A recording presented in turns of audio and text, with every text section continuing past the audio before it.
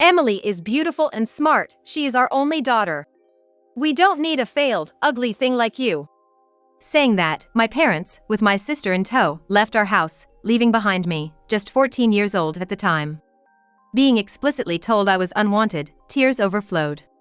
Always compared to my sister and deprived of love, as a child, I had no choice but to cling desperately to my parents to survive. But never did I imagine they would leave me behind and walk out. What was I to do now? Then, I remembered my grandfather, who doted on my sister and me when we were younger. Grandpa! I was abandoned because I'm ugly. Help me! What are you talking about? Don't worry. Samantha, you're not ugly. Just you wait and see. Fast forward 6 years, and just as my grandfather said, I transformed so much that even my parents were shocked. I became the top model. And then, unbelievably, my parents started asking me for money. But I didn't cave in. I'm not the timid child I used to be. Because now, I have strong and important allies on my side. My name is Samantha. I just turned 20 this year. I have an older sister, Emily, who's 3 years my senior. I think we were close when we were younger. We wore matching clothes, walked hand in hand, and never really fought, always playing together as close sisters. Emily had a beautiful face, with fair skin, large double eyelids, and a straight nose. In contrast, I had a very ordinary, plain face. Moreover, while she was petite, I was tall. We were two completely different people.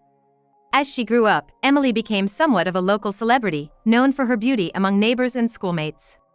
When she was 12, our parents, proud of their beautiful daughter, entered her into the national beauty contest, just out of curiosity. She didn't win the grand prize, but was awarded the runner-up. It was not Emily, but our parents who were over the moon. Wow, amazing, Emily. You could become a supermodel. Or maybe an actress. Thanks to Emily, we'll be rich, they exclaimed joyously. Of course, when Emily became the runner-up, I too jumped for joy with her. Big sis, you're amazing. Anyone can see how cute you are. I'm so proud of you. Thank you. Samantha, you're cute too. You're tall, you'd be more suited to modeling, she complimented me. I was truly happy to be praised by my sister. Emily then slowly started modeling. She wasn't in high demand immediately, but as a kid model, she got called for a few magazine shoots. As these days went by, my parents began to neglect me. Until then, I thought they were normal parents. They seemed to care for us both equally. But their attitude changed drastically after the beauty contest. I was aware of this change, even as a child. At mealtimes, delicious food was laid out in front of Emily's seat. In addition, Mom would calculate calories to ensure she didn't gain weight, planning a diet with her health in mind. But all I got was ramen noodles. Even during dining out or vacations, they would only take Emily, leaving me behind.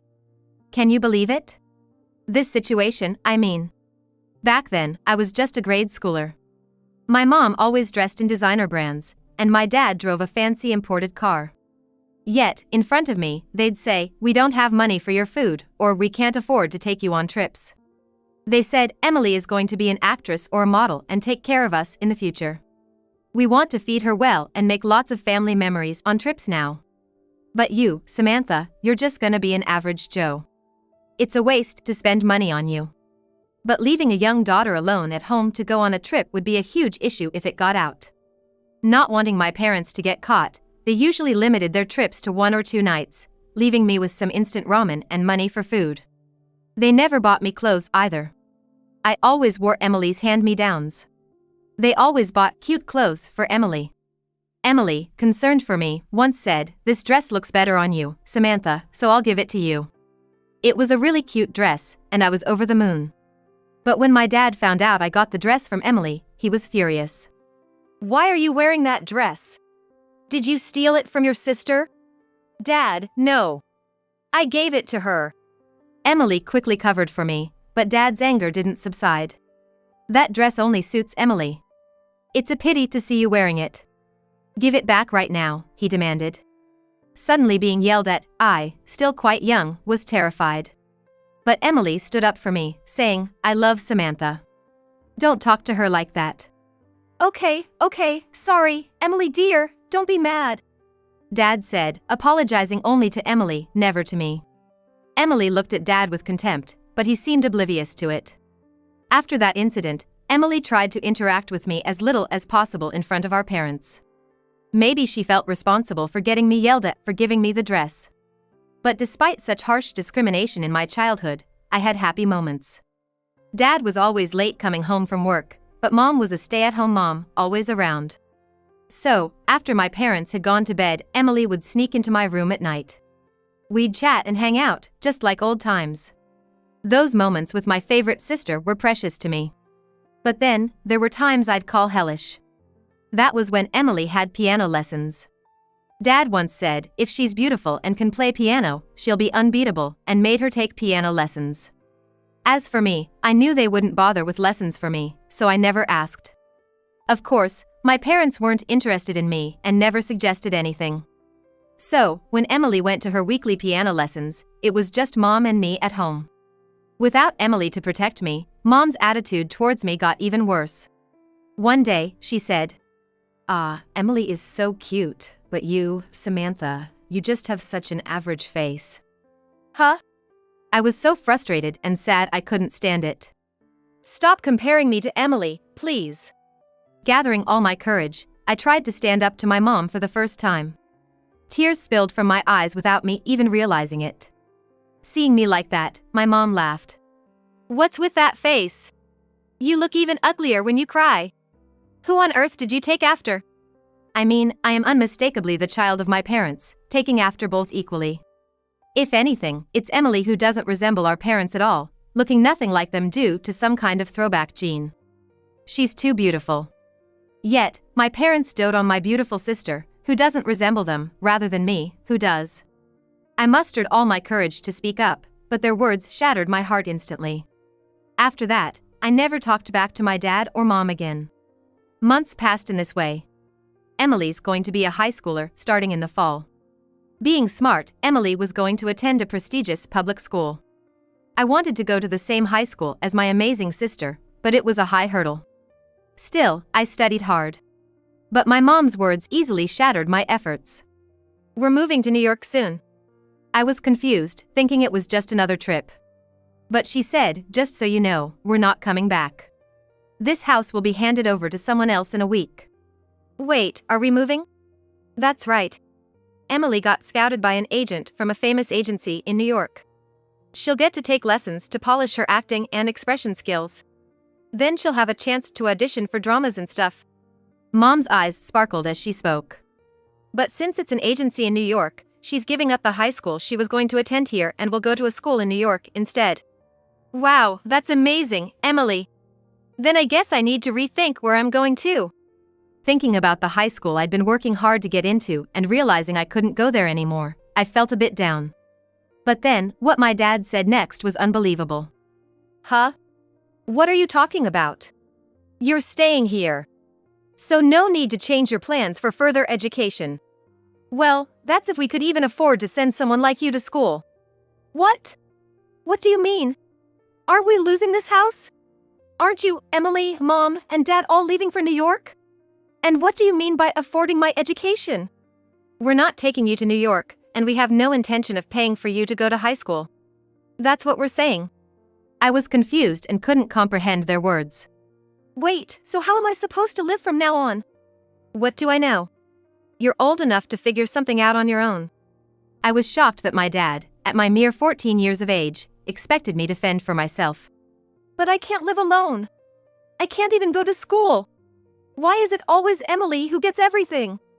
I shouted these obvious truths at my parents, hoping they would understand. But, as usual, my mom just laughed at me. Emily will definitely succeed, so if we think of it as an investment for her future, we don't mind spending a lot of money. But you?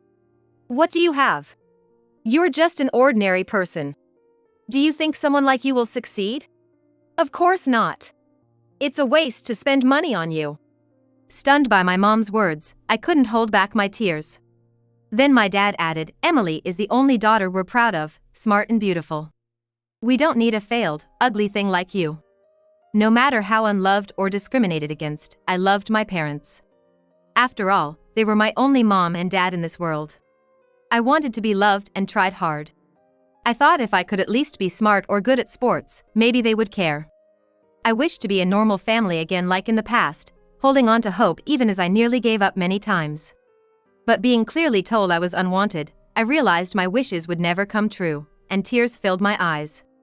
Seeing me crying, my father said, "Even if Emily wants to take you to New York, we will never take you with us. If she asks you to come along, you must refuse, got it?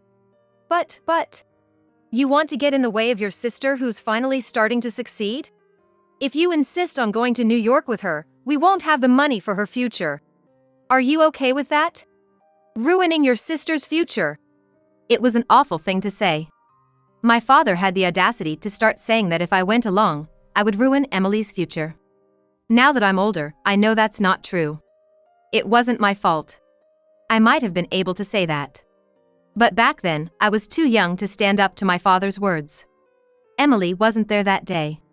With her modeling jobs, piano lessons, and cram school for exams, she was increasingly away from home. The terrible words from my parents were spoken when she was absent. I was in despair.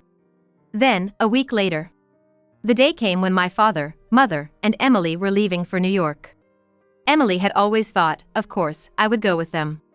But as I made no preparations to leave the house, Emily asked, "Is something wrong?" Then my mom announced, "Samantha isn't coming to New York with us." What? Why? Emily was shocked and wide-eyed. "Because she doesn't want to leave her friends." "But well, of course, she wouldn't want to, she's graduating in a year and wouldn't want to transfer schools now." In front of me, my mother blatantly lied. "Samantha, is that true?" I wanted to say, "No. I want to go with you." But my father glared at me like a demon, and I was too scared to speak. After a while of silence, my father hurried us, "Come on. It's almost time for the train." While I stayed silent, I thought about whether I should say I wanted to come. But my heart had already reached its limit. Living every day being compared to my sister was unbearable. The thought of those days continuing was too much. And I didn't want to get in the way of my beloved sister, no matter what. I made up my mind. "Yeah. I don't want to leave my friends." "But how will you live by yourself, Samantha?"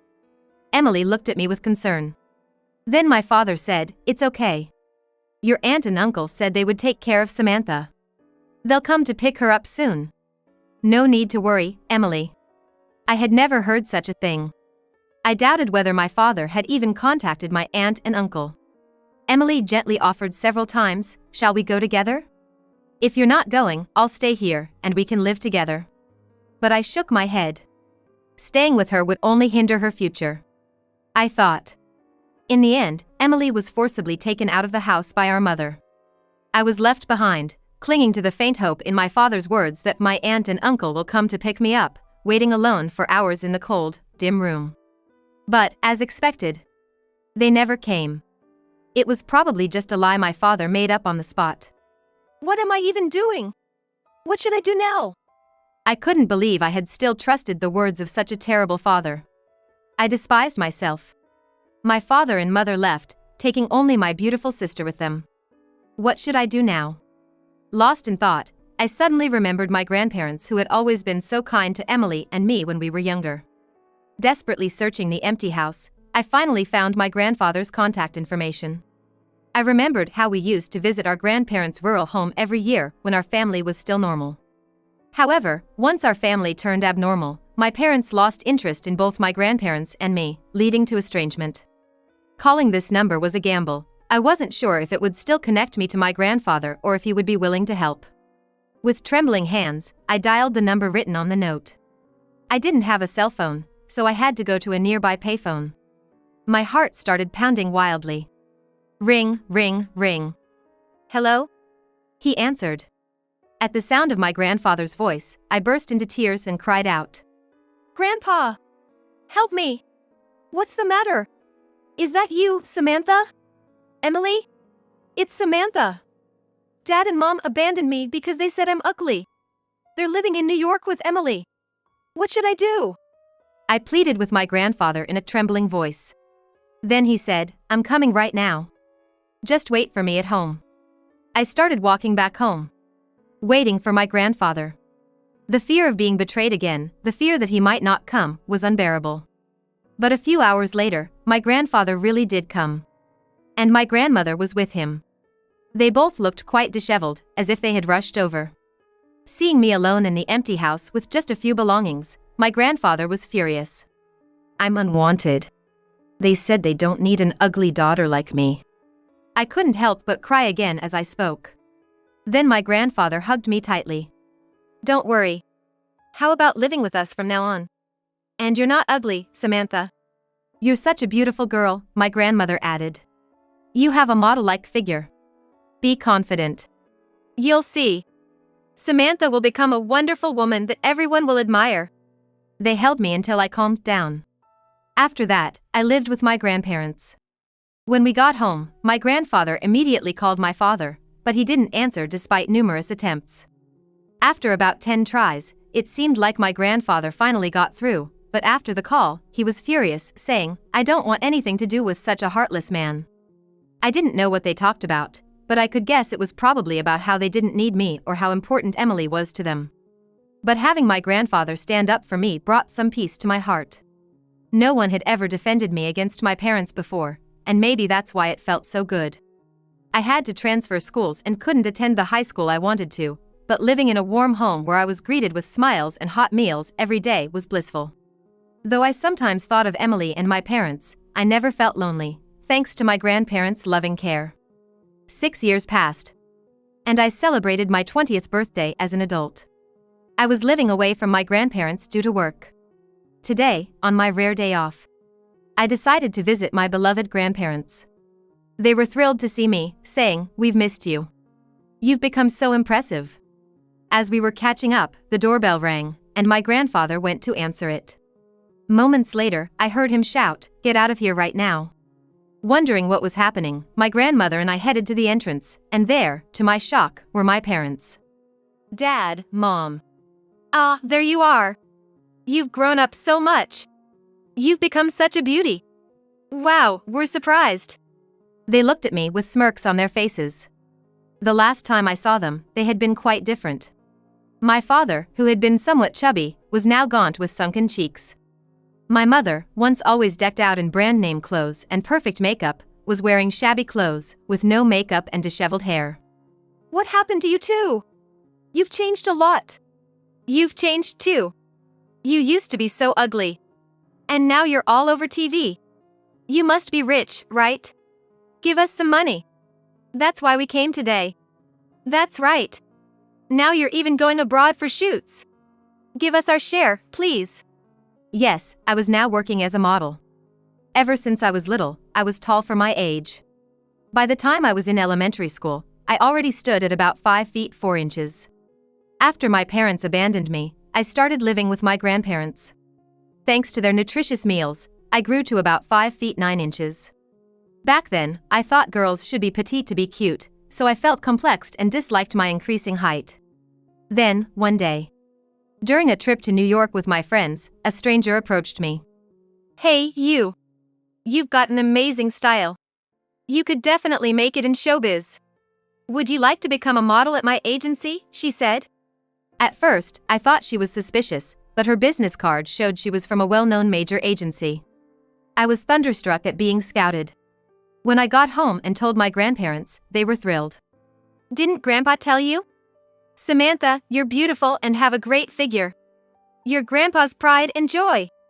And so, I left my grandparents to live in New York. Though it was sad to leave them, I worked hard, eager to show my beloved grandparents how well I was doing. My efforts paid off, and I became a sought-after model on TV. When my parents saw me on TV and realized I was successful, they came asking for money. "Are you kidding me? Is that all you have to say to your daughter after 6 years?" Grandpa scolded them before I could. But my dad wouldn't back down. "Emily's gone. She said she was leaving for a role in an overseas drama and hasn't been back for 2 years. We've tried contacting her numerous times, but no reply. And now, we've run through all the savings Emily made."